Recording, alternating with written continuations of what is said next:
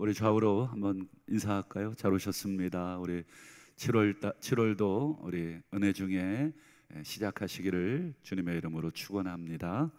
우리 함께 보신 본문으로 더 좋은 언약에 보증되신 예수, 더 좋은 언약에 보증되신 예수라는 제목으로 먼저 말씀의 은혜를 나누겠습니다. 오늘이 벌써 이 상반기를 마치고 하반기 7월부터 시작되는 하반기 우리 첫 주일입니다. 우리 지난 6개월 동안 우리 하나님께서 또 우리와 함께 해주심을 또 기억하시고 또 감사하시고 또 하반기에도 또 우리와 함께 해주시기를 간절히 축원합니다. 먼저 우리가 살아가면서 혹시 뭐 그럴 일은 많지 않았지만 혹시 맹세를 해보신 경험이 있으신지 모르겠습니다. 뭐 맹세 할 일이 없어야 되겠죠. 하지만 살다 보면 부득불 맹세를 해야 될 때가 있습니다. 뭔가 이 확실함을 좀 보여줘야 할 때, 내 마음에 확실한 것을 좀 표현하고 싶을 때, 아마 여기 계신 결혼하신 분들은 결혼식 때 아마 맹세 해보셨죠? 우리 주례자가 뭐 검은 머리, 뭐 팥불이 되도록 맹세하십니까? 그랬을 때 뭐 아마 다 맹세하셨죠? 그래서 이혼 안 하시는 것이죠. 우리 성도들에게는 이혼이라는 단어를 아예 머릿속에서 지우셔야 됩니다. 뭐 조금 힘들고 마음 안 맞고 성격 안 맞고 내가 못 살겠다 이런 생각 자체를 하시면 안 됩니다. 뭐 그 외에도 뭐 여러분 뭐 맹세 뭐 할 일이 얼마나 있었는지 모르겠습니다만 대부분 뭐 결혼식 외에 맹세할 일이 돈 문제 때문에 혹시 맹세할 일이 간혹 있더라고요. 보니까 뭐 살아가는데 이 금전적인 거래 하게 되잖아요. 뭐 은행하고 할 때도 그렇습니다만 개인과 개인이 할 때도 이런 어떤 뭐 각서를 쓴다든지 이게 맹세 일종의 맹세거든요. 각서를 쓰는 것은. 근데 뭐 내가 뭐 이렇게 각서 쓰는 것 맹세하는 것으로 상대방이 나를 못 믿으면 그 다음에 여러분 각서 혹은 맹세 플러스 또 뭘 거기다가 추가하시던가요? 보증까지 우리가 추가합니다. 각서 쓰고 옆에 이제 뭐 보증인 세워서 뭐 아니면 보증물로서 뭐 여러분 집 문서를 뭐 이렇게 맡긴다든지 뭔가 하여튼 뭐 이런 내 맹세가 확실하다는 것을 더 증명하고 보증하기 위해서 이 보증을 합니다. 좌우간에 이런 식으로 우리 사람과 사람 사이에서는 이 맹세를 하곤 합니다. 성경에 보면 사람만 맹세하느냐 그게 아니라 하나님께서도 맹세를 하시면서 말씀하시는 경우들이 있습니다. 제가 어저께 쭉 한번 찾아봤습니다. 하나님은 도대체 언제 맹세하셨는가? 많이 하시지는 않았지만 핵심적으로 이 계속 하나님의 맹세가 나오는 그 시작점이 있었습니다. 창세기 22장을 한번 보실까요? 창세기 22장 16절과 17절에 보면 하나님이 뭐라고 하십니까? 내가 나를 가리켜 맹세한다. 하긴 여러분 우리도 뭔가 맹세할 때 뭔가 더 나보다 더 센 거, 큰 거 걸고 하는데 하나님보다 더 크신 분은 없으니까 하나님이 당신을 걸고 맹세합니다.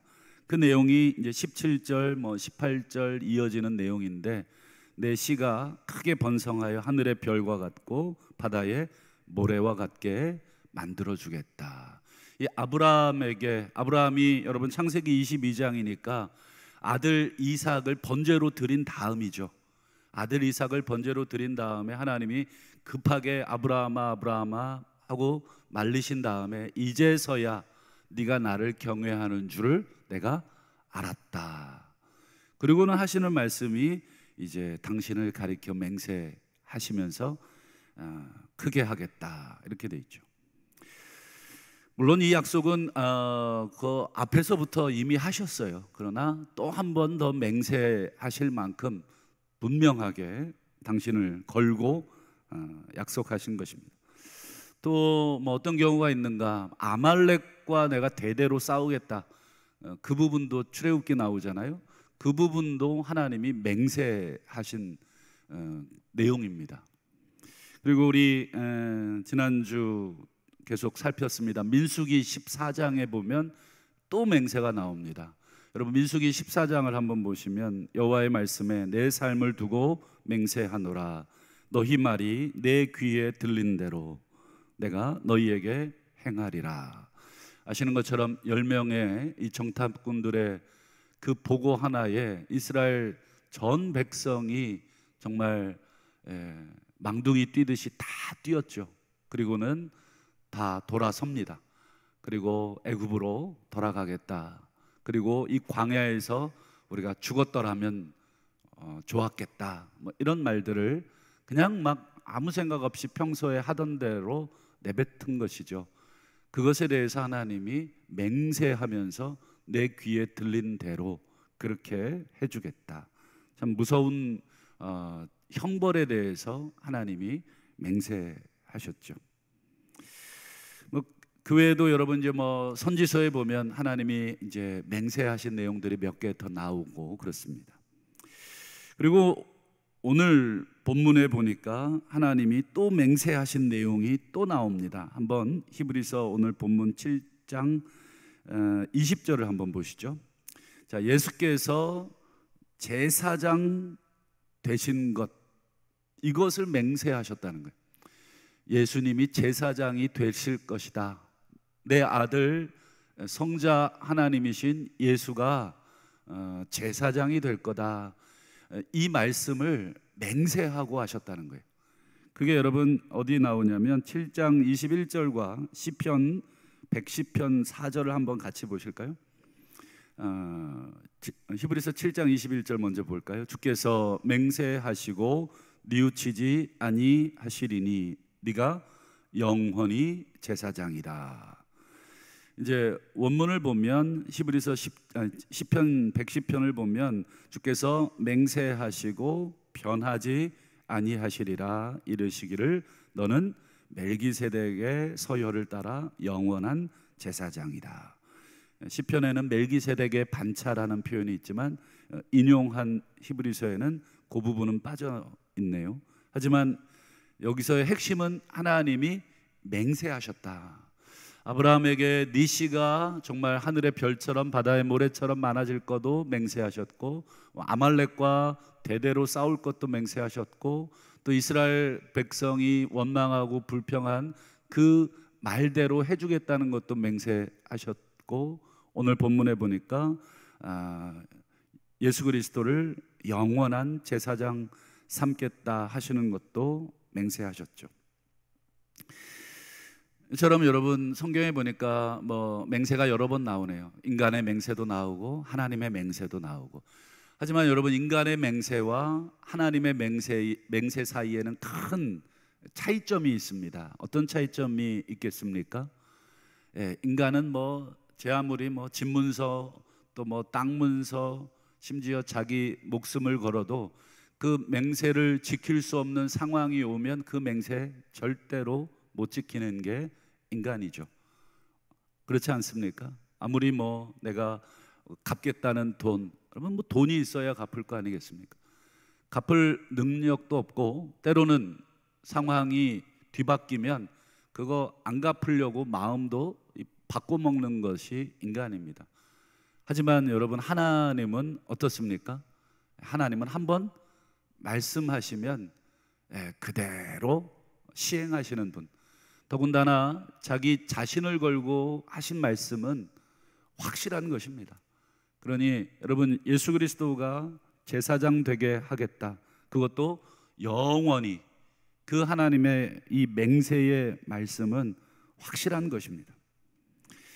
그렇다면 여러분 우리가 이제 질문이 하나 생겨야 됩니다.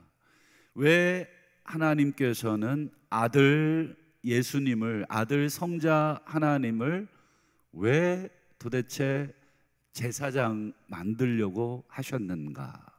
그렇죠?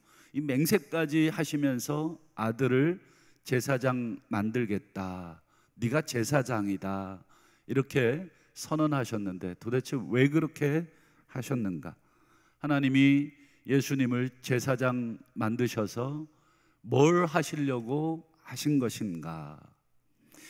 여러분, 이 질문에 여러분 대답을 하시려면 구약 성경을 다 여러분 알고 있으셔야 되고, 뭐 다는 몰라도 핵심은 알고 있어야 됩니다. 예수님을 제사장 삼으려고 하신 그 이유는 여러분 간단한데 핵심만 먼저 얘기를 드리자면, 하나님께서 여러분 아담과 하와를 만드시고 에덴 동산을 만드셨잖아요. 근데 여러분 그 첫 에덴 동산은 성공입니까? 실패입니까? 실패죠. 그 실패의 역사가 창세기 4장부터 쭉 나옵니다. 그런데 여러분 그 실패, 그건 곧 하나님의 실패입니까? 아니면 인간들의 실패입니까? 그렇죠. 인간들의 실패입니다. 하나님이 실패하신 게 아니라 아담과 하와의 실패가 그 영향으로 계속 이어졌죠. 하지만 하나님이 인간이 만들어 놓은 그 실패를 그냥 그대로 버려버리지 아니하시고 어떻게 하셨습니까? 그렇죠. 새롭게 시작되는 첫 시작에 누가 있습니까? 아브라함이 있는 것이고, 그리고 아까 창세기 22장에 아브라함에게 뭘 맹세까지 하셨어요? 네 씨를 내가 엄청나게 하겠다. 너의 후손을 엄청나게 만들어 주겠다. 근데 사실은 후손만 약속하신 게 아니라 본문엔 빠져 있지만 하나님께서 가나안 땅도 약속하셨죠.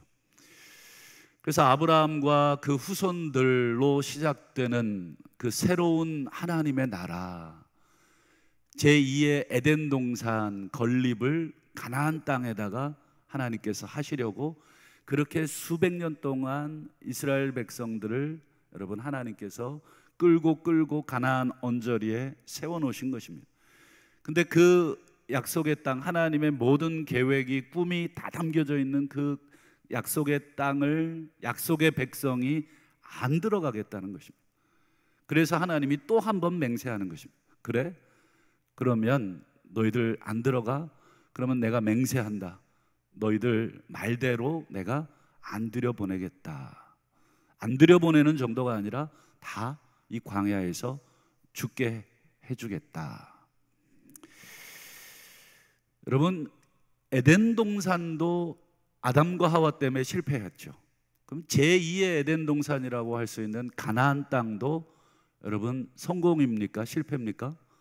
현재 상태로서는 실패의 모습을 갖고 있죠. 왜요? 안 들어간대잖아요. 그거 끌고 목사 하나님이 억지로 데려가실 수는 있겠지만, 여러분 데려다 놓으면 뭐 합니까?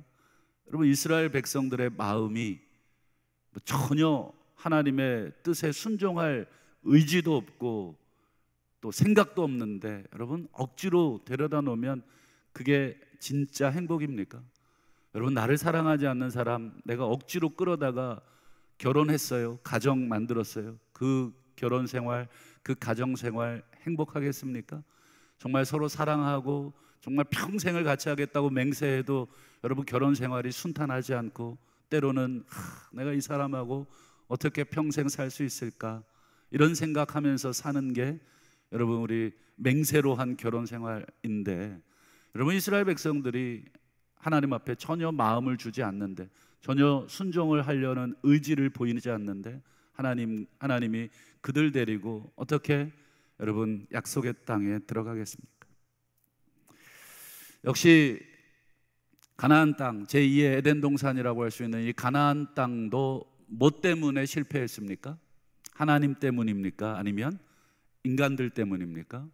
그렇죠, 인간들 때문입니다. 성경을 제대로 읽어보셨다면 여러분 인간이 문제지 하나님께서 문제를 일으키신 적은 단 한 번도 없어요. 그렇다면 여러분 또 우리의 마음속에 어떤 생각이 떠오르셔야 됩니까? 그러면 하나님, 우리 인간이 이 모양 이 꼴인데 뭐 이스라엘 백성이 아니라 여러분 이스라엘 백성에 뭐 또 다른 이스라엘 백성을 만들고 뭐 우리 대한민국 백성을 만들고 뭐 새로운 사람을 만들어서 또 그렇게 후손을 하늘의 별처럼 뭐 땅의 모래처럼 만들어 놔도 여러분 하나님이 새로운 계획을 또 만드셔도 뭐가 문제가 될 가능성이 높습니까? 예, 그렇죠. 인간이 문제를 일으킬 가능성이 가장 높습니다. 그럼 여러분 이 문제를 하나님이 해결을 하셔야 됩니까? 아니면 해결하지 않으셔야 되겠습니까? 예, 해결하시겠죠. 이유는요, 하나님은 신실하시기 때문에. 하나님은 약속하신 것을 반드시 지키시는 분. 우리 인간들에게는 그 신실함이 없죠. 뭐 서로 맹세하고 결혼해서도 수틀리면 당장 이혼 도장 찍자고 나설 판인데, 여러분 우리 자신을 믿을 수 있습니까? 아무리 내가 신실하게 지금까지 살았다 그래도 여러분 그런 유혹이나 시험을 안 받아봐서 그렇지, 그 상황이 되면 우리가 언제든지 우리의 마음을 바꿀 수 있는 자들이 우리 인간들입니다. 그래서 하나님이 이 문제를 해결하기 위해서 내세우신 계획이 뭐냐? 그게 바로 예수 그리스도를 제사장으로 삼으신 것, 그걸 맹세하신 것, 그 맹세가 확실하다고 하는 것을 알리기 위해서 당신을 거신 것, 이게 바로 하나님의 문제 해결 방식이고, 그걸 여러분 유식한 말로 뭐라고 말해야 되냐면 새 언약이라고 말을 합니다. 무슨 언약이라고요? 새 언약. 이 히브리서 8장 8절을 좀 미리 좀 땡겨서 볼까요? 자, 볼지어다 날이 이를 것이다. 볼지어다 날이 올 것이다. 어떤 내가 약속한 날이겠죠. 하나님께서 약속한 그 날이 올 것인데, 그 날에 오면 무슨 일을 내가 할 거냐면 이스라엘과 유다 집, 하나님의 백성을 총칭하는 표현이죠. 하나님의 백성들과 더불어서 새 언약을 맺을 것이다. 여러분 새 언약이라는 이 표현에서 알 수 있는 것처럼 무슨 언약이 그 전에 있었다는 뜻이 되겠습니까? 그렇죠. 뭐 옛 언약 또는 헌 언약 뭐 이렇게 표현해도 되겠습니다. 옛날에도 언약을 한번 했다는 거예요. 그런데 하나님과 이스라엘 백성들, 하나님의 백성들 사이에 언약을 한번 맺었지만 그 언약이 계속해서 파기되고 또 파기되고 계속 파기됐다는 거예요. 심지어 포로로까지 보냈다가 다시 앉혀놨는데도 여러분 어땠습니까? 그 70년간의 그 고생, 정말 하나님의 형벌을 받고 다시 돌아왔는데 그 돌아온 하나님의 백성들이 또 어떻게 했습니까? 또 언약을 파기하고 또 파기하는 모습. 그래서 말라기 선지자 이후로 하나님이 문을 닫고 400년간 대화를 하지 않습니다. 하나님의 마음이 완전히 무너졌죠. 하지만 여러분 하나님의 마음이 속상했다고 하나님의 계획이, 하나님께서 스스로 그 계획을 접으신 것이 아니라 날이 이르리니 내가 새 언약을 맺겠다. 여러분 그 새 언약의 핵심이 무엇입니까? 그 이어지는 히브리서 8장 10절을 한번 보실까요? 내가 이스라엘 집과 맺을 언약의 핵심은 이것이다. 내 법을 내 백성들의 생각에 두고 내 백성들의 마음에 아예 새겨버리겠다. 문신을 하듯이 아예 몸에다가, 이 심장에다가, 마음에다가, 이 생각에다가 아예 새겨버리겠다는 것입니다. 모세를 통해서 이 돌판에다가 하나님께서 당신의 그 법을 줬는데, 여러분 그 법은 뭐 다 깨졌죠.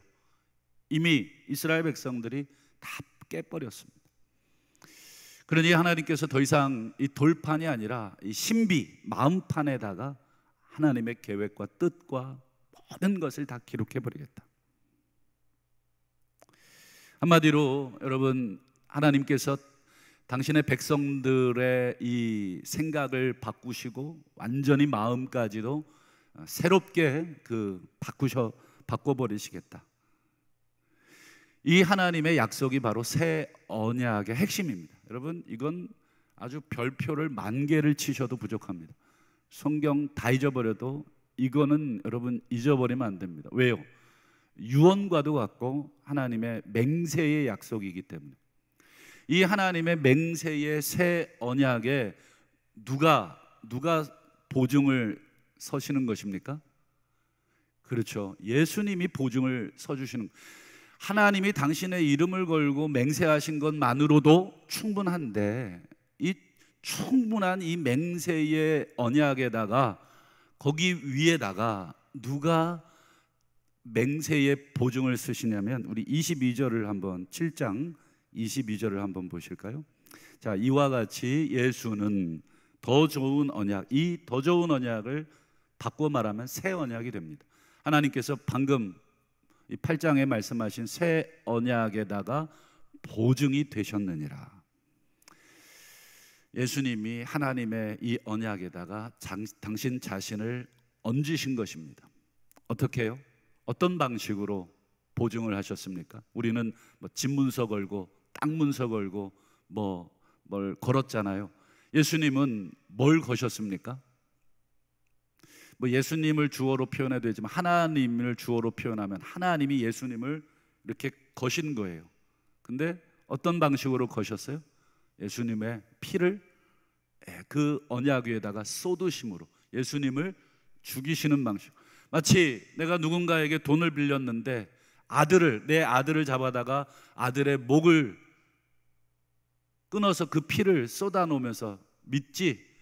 내 아들 걸었으니까 이 돈 내가 너한테 반드시 준다. 내 생명을 걸은 것인데 어찌 그 돈을 안 줄 수 있겠습니까? 지금 하나님이 뭘 거셨습니까? 아들을 거신 거예요. 그게 바로 7장 27절입니다. 그가 단번에 자기를 들여서 이 하나님의 새 언약을 이루어 드렸다는 거예요.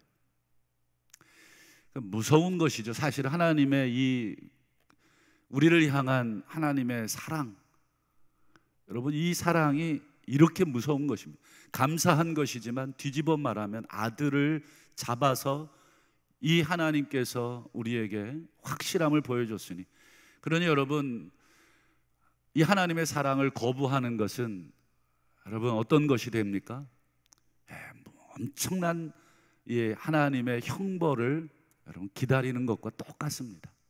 하나님의 이 놀라운 사랑을 거부하는 것은 여러분 죽음밖에는 여러분 기다릴 것이 없는 것이 그것입니다. 여러분, 이 모든 것, 새 언약에 예수님이 당신 자신을 보증으로 거셨다, 이 모든 것, 하나님의 모든 계획, 하나님이 당신의 백성을 당신이 원하는 땅에 새로운 하나님의 나라, 이런 것들을 다 만드시려는 이 모든 계획과 언약에 여러분 이 모든 것을 단 한 방에 설명해 줄 수 있는 사건이 신약 성경에 나오죠. 여러분, 그게 누가복음 22장 20절입니다. 여러분 잘 아시는 것처럼 이 성만찬 마지막 유월절 식사 때 예수님께서 당신의 이 죽음에 대한 의미, 저녁을 잡수시고 또 이 포도주를 또 따라 주시면서 뭐라 그러셔요? 이 잔은 내 피로 세우는 새 언약.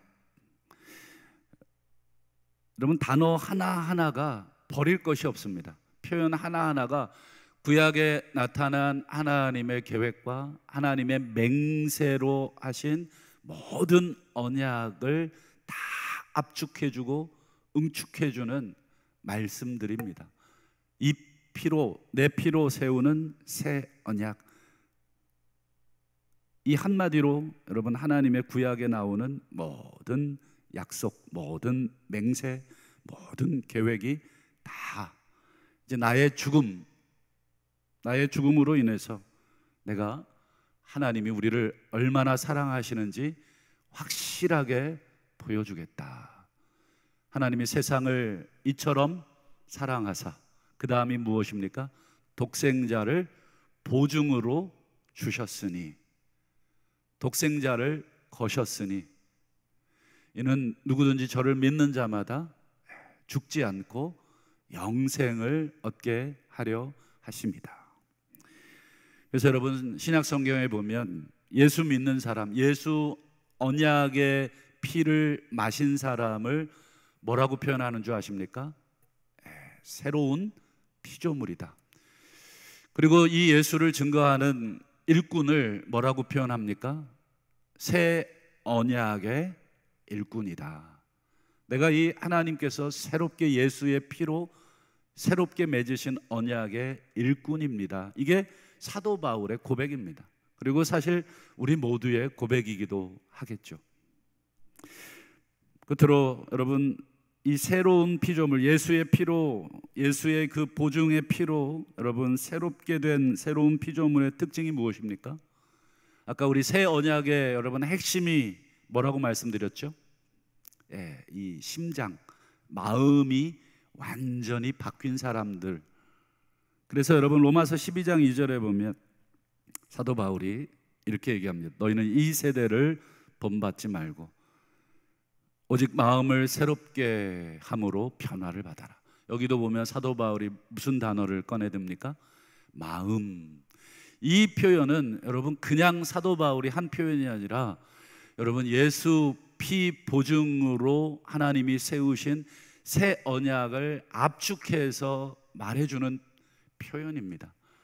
우리의 마음을 새롭게 하시겠다는 것이 새 언약의 핵심이고, 그 새 언약의 약속에 예수의 피로 보증을 거셨으니까 여러분 예수 피 믿는 우리들은 전부 새로운 피조물이 된 것이고, 그 새로운 피조물의 특징은 전부 다 마음이 새롭다는 특징이 있습니다.